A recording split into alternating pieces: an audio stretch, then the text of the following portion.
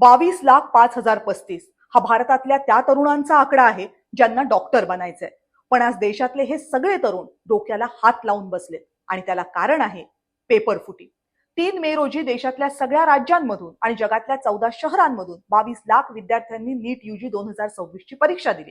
भारतात डॉक्टर बनण्यासाठी मेडिकलला प्रवेश घ्यायचा असेल तर ही प्रवेश परीक्षा द्यावी लागते. यातल्याच गुणांवर विद्यार्थ्यांना मेडिकलसाठी ऍडमिशन मिळतं. परीक्षा तर सुरळीत पार पडली, पण त्याच दिवशी राजस्थान मधल्या सीकरमध्ये हॉस्टेल ऑपरेटर म्हणून काम करणाऱ्या एका व्यक्तीनं या परीक्षेची प्रश्नपत्रिका हातात घेतली. त्याला परीक्षेची माहिती होती. प्रश्नपत्रिका पाहिल्यानंतर त्याच्या मनात शंकेची पाल चुकचुकली, कारण या प्रश्नपत्रिकेतले बरेचसे प्रश्न त्यानं आधीच पाहिले होते.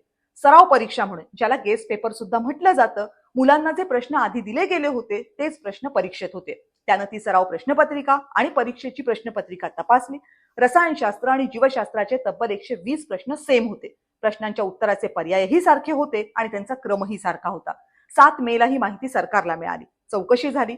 पेपर फुटल्याशिवाय एवढं साम्य शक्यच नव्हतं. सीबीआय कडे तपास दिला गेला. काही तासातच सीबीआयनं याचे धागेदोरे शोधले. हा पेपर नाशिक मधून फुटल्याची शक्यता आहे. नाशिक मधून गुरुग्राम, मग जयपूर आणि मग सीकरमध्ये हा पेपर पोहोचला आणि त्यानंतर तिथून देशभरात या पेपरचं वाटप झालं. 30,000पासून ते 20 लाखांपर्यंत पेपरसाठी पैसे मोजले गेले. ही प्रश्नपत्रिका परीक्षेच्या काही दिवस आधीपासूनच फिरत होती असाही अंदाज आहे. परीक्षेच्या 48 तास आधीपासूनच अनेक विद्यार्थ्यांना व्हॉट्सअपवर प्रश्नपत्रिका मिळाल्याची शक्यता आहे. कोचिंग सेंटर चालवणारे अनेक जण यात सहभागी असण्याची शक्यता आहे. हे प्रकरण एवढं गंभीर होतं की आज एनटीएनं ही परीक्षाच रद्द केली. आता ही परीक्षा नव्यानं घेतली जाणार आहे. 2018 सालापासून एक देश एक परीक्षा या तत्वावर एनटीए ही परीक्षा घ्यायला लागली.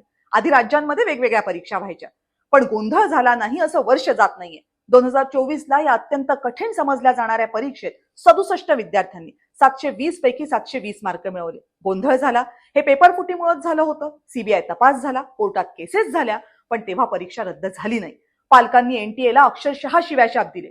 2020 मध्ये मध्य प्रदेशातल्या 18 वर्षांच्या विद्या सूर्यवंशीनं नीट परीक्षेचा निकाल आल्यावर आत्महत्या केली.